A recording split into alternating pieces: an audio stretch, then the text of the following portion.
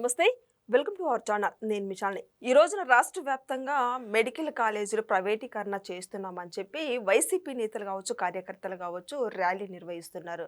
అది ఏ విధంగా ఇంకా ముందుకెళ్తున్నారు, ఎలాంటి అంశాలను చర్చించామని స్టూడియోలో ఉన్నారు సీనియర్ జర్నలిస్ట్ డాక్టర్ కనకదుర్గ వడ్డమణి గారు ఉన్నారు. వారిని అడిగే విషయాలను తెలుసుకునే ప్రయత్నం చేద్దాం. నమస్కారం మేడం. నమస్తే అండి.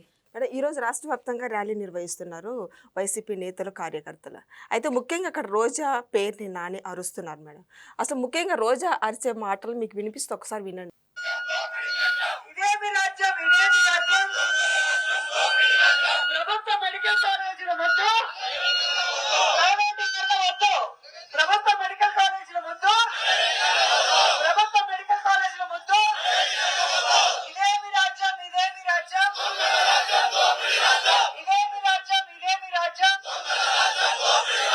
జై జగన్, జై జగన్, జగనన్న నాయకత్వం, జగనన్న నాయకత్వం, జగనన్న నాయకత్వం, జోహార్ వైఎస్ఆర్, జోహార్ వైఎస్ఆర్, జై జగన్, జై జగన్, జగనన్న నాయకత్వం, జగనన్న నాయకత్వం, ప్రభుత్వ మెడికల్ కాలేజీల వద్దు, ప్రభుత్వ మెడికల్ కాలేజీల వద్దు, ప్రభుత్వ మెడికల్ కాలేజీల విన్నారు కదా మేడం. ఈ రోజా వీళ్ళందరూ నేతలందరూ అల్లర్లు చేయటం, సృష్టించడం రాష్ట్రంలో తిరిగి తిరిగి నియోజకవర్గాల్లో. ఏంది మేడం దీని సంగతి ఏంటి? ఇప్పుడు ఆవిడ చెప్పాలి. ఇప్పుడు ఆవిడ తిరుపతిలో అన్న చేస్తుంది. అప్పుడు ఆవిడ ఏ వరవాలి? కల్తీ లడ్డు వద్దు, మంచి లడ్డు ముద్దు అని చెప్పాలి కదా. ఇవాళ ధర్మారెడ్డి అప్రూవర్గా మారారు కదా, ఒప్పుకున్నారు కదా, కల్తీ నెయ్యి మేము వాడామని ఆర్డర్ ఇచ్చాము, సుబ్బారెడ్డి గారికి తెలుసు అని. దాని మీద ముందు మాట్లాడమనండి. అంతకంటే ముందు ఏం జరిగింది? ఎలక్షన్స్ అప్పుడు రోజా నగరికి వద్దు, పవన్ కళ్యాణ్ ముద్దు అని చెప్పి ప్రజలు నిర్ణయించారుగా, తీర్పు ఇచ్చారుగా. అక్కడ 100% స్ట్రైక్ రేట్ ఇస్తే అసెంబ్లీ గేట్ కూడా తాకనివ్వనంది. నువ్వు తాకనిచ్చేది ఏంటని 100% స్ట్రైక్ రేట్ ఇచ్చారు. నువ్వు ఏ మున్సిపాలిటీ గేట్ని అయితే మహిళలను తాకనివ్వలేదో, అందుకని ఆ మహిళలు ఏం చేశారు? నగరి మహిళలు నేను ఫుట్బాల్లో తన్ని అవతల పడేశారు. నువ్వు ఎక్కడ వెళ్ళి పడ్డావు? తమిళనాడులో పడ్డావు. మళ్ళా వచ్చావు. మళ్ళా నిన్ననే కాక మొన్న తమిళనాడు వెళ్ళింది. మళ్ళా ఇవాళ మెడికల్ కాలేజెస్ మీద ధర్నాకు వచ్చింది. ఇప్పుడు ఆవిడ ఏం మాట్లాడాలి? రోజా వద్దు. ఎందుకు వద్దు? ఆడుదాం ఆంధ్రాలో స్కామ్ చేసింది కాబట్టి ఆ స్కామ్ గురించి మాట్లాడాలి. 119 కోట్లు. సో ఇవాళ ఈ పీపీపీ మోడల్లో ఏదైతే మెడికల్ కాలేజెస్ వస్తున్నాయో వాటిని వద్దు అని జగన్మోహన్ రెడ్డి ధర్నా చేస్తున్నాడు.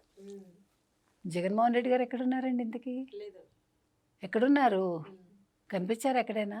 కనిపించలేదు. అదేంటి మేడం?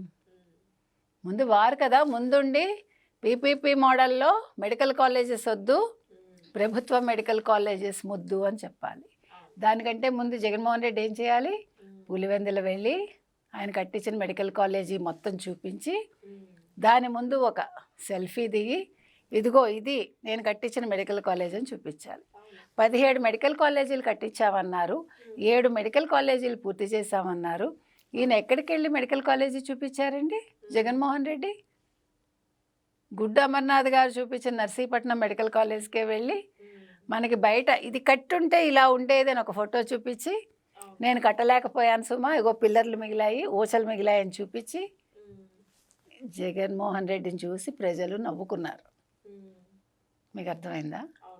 అందుకని ఇంకా జగన్మోహన్ రెడ్డి ఎందుకు ఈ పీపీపీ మోడల్లో మెడికల్ కాలేజెస్ వద్దంటున్నారు, ఎందుకు దీని మీద ధర్నా చేయమంటున్నారంటే, ఎల్లుండ నుంచి సిఐఐ సదస్సు ఉంది వైజాగ్లో. ఎంత పెద్ద ఎత్తునంటే 200 మంది సీఈఓలు, భారతదేశానికి చెందిన వాళ్ళు, వివిధ కంపెనీలకి 108 కంట్రీల నుంచి వస్తున్నారు. 13 కేంద్ర మంత్రులు వస్తున్నారు. 2500 మంది ప్రతినిధులు వస్తున్నారు. ఇంకా మొత్తం 108 కంట్రీస్ నుంచి అంత నుంచి పాల్గొంటున్నారు. అసలు మామూలుగా కాదు. మీరు వైజాగ్ ఇప్పుడు ఎలా ఉందో చూసారో లేదో, మొత్తం రూపురేఖలు మారిపోయాయి. మామూలుగానే వైజాగ్ చాలా సుందర నగరం అని మన సుందర్ పిచాయ్ గారు కూడా మన కితాబు ఇచ్చారు గూగుల్ ఏ డేటా సెంటర్ వచ్చాక. ఇంకా సుందరీకరణ చేశారు. చాలా అందంగా ఉంది. అందుకని ఇవాళ సిఐఏ సదస్సు జరగబోతోంది కాబట్టి చంద్రబాబు నాయుడు మళ్ళా ఏకంగా ఎన్ని లక్షల ఉద్యోగాలు ప్రకటించారు మొన్న. ఇవన్నీ చూశాక ఇప్పుడు ఇంతమంది వచ్చేస్తున్నారు. నా జీవితంలో నేను చేయలేకపోయాను. 5 ఏళ్ల పాలనలో నేను చేసింది 0. నేను చేయగలిగింది కల్తీ మద్యం, కల్తీ నెయ్యితో లడ్డు చేయడం, కల్తీ మాటలు చెప్పడం, మా మొత్తం పార్టీని కల్తీమయం చేయడం, అవినీతి చేయడం, అవినీతి చేయించడం, తర్వాత డబ్బులు డెన్నుల్లో దాచడం, ఇవన్నీ చేశాను. వీటన్నిటిని తీసుకెళ్ళి లండన్ వెళ్ళి దాచుకున్నాను. తర్వాత మాఫియా చేయగలిగాడు. గంజాయి పెంచడం నేర్పించాడు. ఇంత మంచి పనులు చేశాను నేను. అయ్యో, ఇలాంటి ఒక సదస్సు చేయలేకపోయాను. ఇంత పెద్ద సదస్సు మన ఆంధ్రప్రదేశ్లో జరుగుతూ ఉంటే ప్రపంచం మొత్తం ఇవాళ ఆంధ్రప్రదేశ్ని చూస్తుంది, వైజాగ్ను చూస్తుంది, చంద్రబాబు నాయుడుని పొగుడుతుంది, లోకేష్ని పొగుడుతుంది. అయ్యో, ఎంత అన్యాయం జరిగిపోతుంది. జగన్ అనేవాడిని ఎవడు గుర్తించడు అని భయపడి ఇవాళ ఈ పీపీపీ మోడల్లో కడుతున్న మెడికల్ కాలేజెస్ మీద ఒక ధర్నా చేయిస్తున్నాడు. మేడం, ఈరోజు వీళ్ళు ర్యాలీలో కూడా మరొకటి అంశం లేవనెత్తారు. పేదలకి విద్య వైద్యం అందట్లేదు అని మీకు దండం పెడతామానని వైసీపీ శ్రేణులందరూ కూడా మాట్లాడుతారు. అంటే వాళ్ళకి తెలియదు కదా అసలు పేదలకు ఏం చేశారో అడుగమ్మ. పేదలంటే ఎవరమ్మా? జగన్మోహన్ రెడ్డి పేదవాడు. బుట్ట రేణుక గుర్తుందా మీకు? అంతంత మాత్రం మా రేణుకమ్మ అన్నాడు కదా. పాప అందరూ పేదవాళ్ళు. ఎవరు? వైసీపీలో ఉండేవాళ్ళు. ఒక వైవి సుబ్బారెడ్డి, ఒక కరుణాకర్ రెడ్డి, ఒక ధర్మారెడ్డి, వెంకటేశ్వర స్వామి మొత్తం కైంకర్యం చేసేసారు కదా. సో వాళ్ళు పేదవాళ్ళు. వాళ్ళు ఇచ్చిన ఆ మొత్తం ఏదైతే ఉందో అంటే కమిషన్ జగన్మోహన్ రెడ్డికి, ఆయన పేదవాడు. కల్తీ మధ్యలో పాపం 3600 కోట్లు దుబాయ్కి పంపిస్తే మరి అవి ఎవరి పేరునున్నాయో పాపం. అత్యంత పేదవాళ్ళు వీళ్ళందరూ. ఇంకా చాలా పేదవాళ్ళు ఉన్నారండి పాపం. ఎవరున్నారు? సజ్జల రామకృష్ణారెడ్డి గారు, పెద్దిరెడ్డి గారు, అతను ఎవరు? వాళ్ళ కొడుకు. తర్వాత మీరు పాప ఎవరి పేరు చెప్పినా అందరూ చాలా పేదవాళ్ళు. అవినీతి అంటే తెలియని వాళ్ళు. అంటే అవినీతి అంటే ఎందుకు తెలియదు అంటే అవినీతిలోనే వాళ్ళు 5 ఏళ్ళు ములిగి తేలారు కాబట్టి దీన్ని అవినీతి అంటారని వాళ్ళకి తెలియదు. దోచుకోవడం అనేది పద్ధతి అనేది వాళ్ళ ఉద్దేశం. దోచుకోవడంలో అవినీతి ఉంటుందని వాళ్ళకి తెలియదు పాపం. అమాయకత్వం. వైసీపీ వాళ్ళందరూ అవినీతి చేసిన అమాయకులు. అందుకని జగన్మోహన్ రెడ్డి అలాగే మాట్లాడతాడు. మీరేం బాధపడక్కర్లే. ఇవాళ అసలు వీళ్ళందరూ ధర్నాల్లో పాల్గొనడం ఏంటండి?